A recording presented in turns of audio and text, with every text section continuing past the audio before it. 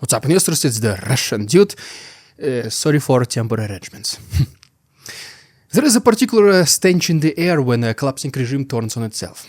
An unmistakable scent of fear, paranoia, and desperation. For years, Putin's system fed off external enemies, imaginary threats, and manufactured conspiracies. But now, well, the beast is eating its own, one by one.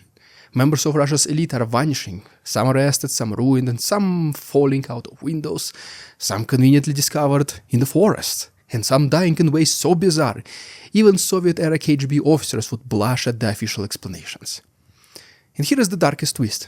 It's not an accident, it's not coincidence, it's not even misfortune, it's just a new policy, it's a strategy. It is the new design of Putin's Russia. But before we dive in, don't worry, that's not a promotion or anything. Before we continue, we must add one more truth to this picture, one that makes this situation even more disturbing. Russian oligarchs are disappearing with record speed. The ones who did not flee Russia early enough are now effectively trapped inside the country.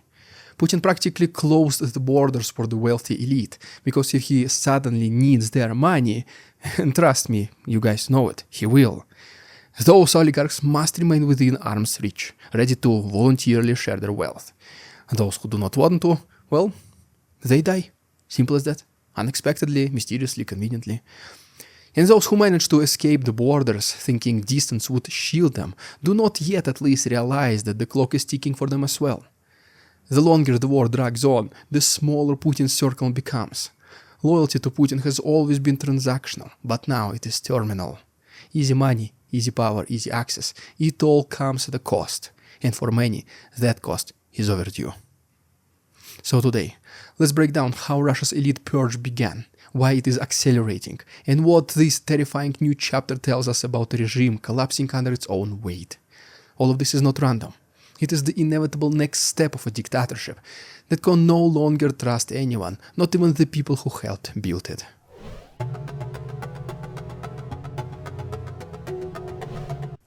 If there is one way to describe modern Russia's political climate, it's this.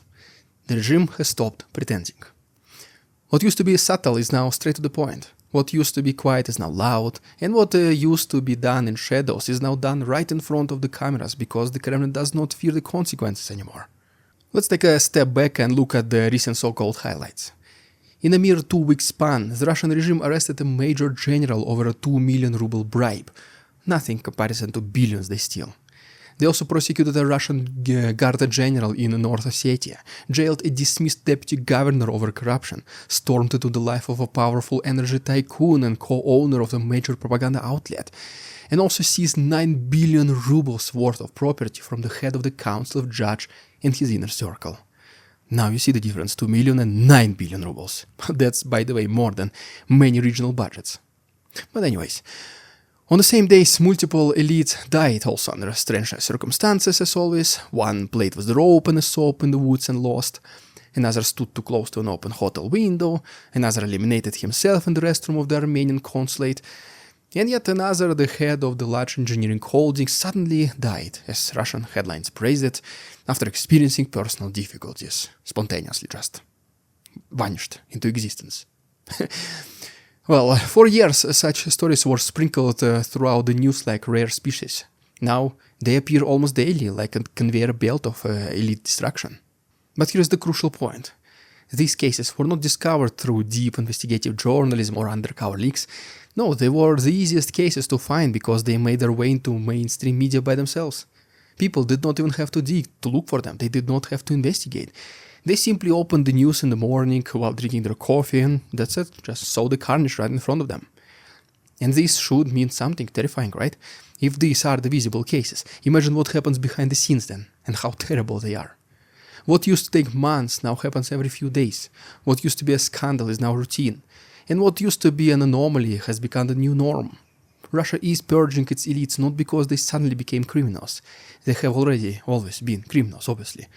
They're being purged because the regime can no longer tolerate uncertainty. The system is literally swallowing itself. Some oligarchs were smart enough to escape Russia when the invasion started. Some stayed, becoming the first and the easiest targets to catch. But it does not mean that those who fled are safe from Putin's wrath anymore. Let's talk about it in our next chapter.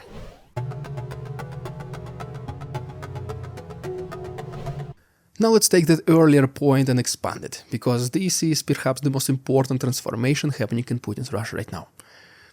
Russian oligarchs, once the ironclad pillars of the system, the wallet holders, the backroom deal makers, the beneficiaries of Putin's early rule, are all now disappearing faster than ever. Not just from the news, but from the life itself. Those who did not manage to escape Russia before the war are trapped now. Not metaphorically, I mean literally trapped. Putin quietly sealed the borders for them. Travel restrictions, sudden passport issues, bureaucratic delays, all this kind of stuff, and obviously, like generalized, unexplained prohibitions. Even sometimes private jets denied clearance, wealthy businessmen suddenly informed they cannot leave due to ongoing investigations. They just hear for the first time right in the airport. So yeah, make no mistake. The message is unmistakable. You belong to the state now. Your wealth belongs to the state. Your future belongs to the state. And when the state needs money, you will donate. Voluntarily, of course. It's not like Putin is some kind of monster, right? The war costs trillions. Sanctions suffocate the economy. The federal budget bleeds like an untreated wound. Putin needs money, and the oligarchs are the last reservoir he can squeeze without causing public unrest. But not all oligarchs cooperate, obviously. Some refuse the suggestion, some resist the offer, some hit snooze button on gentle reminder. And what happens to them? No, like you already know, they mysteriously fall from their yachts in the calm sea and ocean.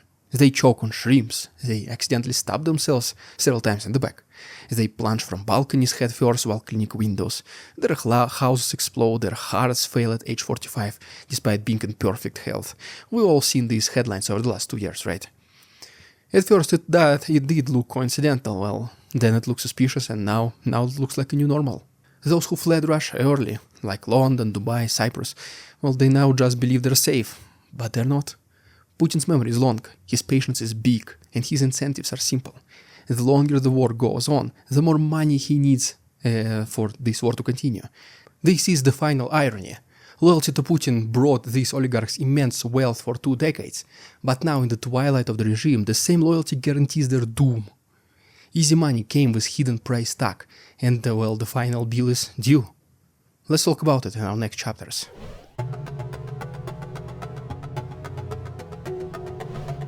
To understand why this purge is happening, we must understand how things used to be. Before the war, Russia had unwritten rules. Not laws, but a system of invisible fences that everyone in the elite ecosystem understood. Even repression followed kinda same logic. You were untouchable if you were famous, if you had elite connections, if you had visibility, and that visibility protected you because any attack on you would create consequences. Media would pick it up, public figures would speak about it, the Kremlin would face unwanted noise and attention. Even loyal outlets like Kommersant would amplify the scandal. And in Russia, noise is dangerous. So the system just decided to do something much more simple. Just avoid touching anyone who was too big, too famous, or too connected. Unless the order came from no one lower than Putin himself. But the system died the moment tanks crossed the Ukrainian border and, well, it existed no more. After the invasion, everything changed. The regime no longer feared public backlash because public backlash no longer mattered. The media was sterilized, protests were criminalized, civil society was extinguished, and with that extinction came a new era, the era where anyone could be reached. Before the war, a mid-level officer would hesitate to arrest or prosecute a recognizable figure. They would wonder, is he protected, is he somebody's man, does he belong to Sobyanin, to Volodin, to someone in the presidential administration maybe even. They would not just simply take the risk, but now nobody hesitates, nobody checks, nobody calls for permissions. The vertical power structure collapses into chaos. Every agency pursues its own interests. The FSB, for example, hunts enemies, allegedly. The investigative committee hunts rivals, the interior ministry hunts business people, even governors kinda settle scores with each other, generals settle finances, and all of them do it under the same convenient excuse, just wartime necessity. The old rules died and a new law emerged. Take what you can while you can still do it.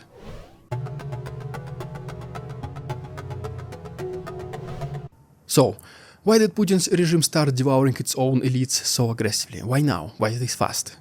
Because the system is collapsing under pressures it cannot control. The war in Ukraine shattered Russia's economy, strained its resources, and forced the government to rely on increasingly brutal methods of survival. When the regime becomes financially exhausted like it is right now, paranoid and isolated, it turns to cannibalism. First, the state takes from the weak, second, it takes from the poor, then it takes from the middle class, and finally, it takes from the elite. Who else is left? That is the stage Russia has reached. We already talked about VAT increases, taxes for small businesses, unbearable interest rates in our previous videos. 99% of the Russian population is already directly affected by this war financially. Oligarchs and ultra-rich are the next and the last in line. The arrests, the self-eliminations, the mysterious deaths, they are not the result of real crimes. They are the result of real fear. The regime fears betrayal. It fears loss of money. It fears unrest within its own circle. And above all, it fears the moment when the people closest to Putin begin to understand the truth. The system is no longer stable. The purge is not about justice. It's not about law. It's not even about corruption. It's about control. Control through terror, through uncertainty, through elimination. And the oligarchs, once the golden children of this regime, are now its latest victims. It is the natural evolution of the dictatorship entering its vulnerable stage. A regime that cannot win abroad must secure itself at home. A regime that cannot trust its own citizens must control its own elites. A regime that cannot stabilize the economy must loot its financiers. And a regime that cannot admit failure must destroy anyone who might whisper the truth. Russian oligarchs once believed they were untouchable. They were wrong. They believed their loyalty would save them. It will not. They believed their past service would shield them. Well, it can't. Well, they even believed the rules of yesterday would apply tomorrow. They don't. The longer this war continues, the more this circle will shrink. The more elites will fall. The more oligarchs will disappear. Loyalty to Putin, once again, has always been transactional, but now it is fatal. And in the end, this is the ultimate price of easy money in Putin's Russia.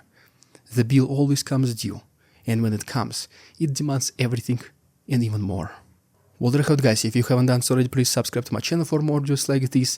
Let me know how was my new setup with me holding the microphone. Is it more engaging, emotional, I guess? I don't know. Let me know, what do you think? If you want to support our work, there are links down below. For example, PayPal donations, Patreon memberships. Thanks so much for watching. See you tomorrow. We won't succumb to their tricks, the facade they try to sell. Their twisted words and feeble claims on us all they cannot quell. We see through their lies, their feeble attempts to sway.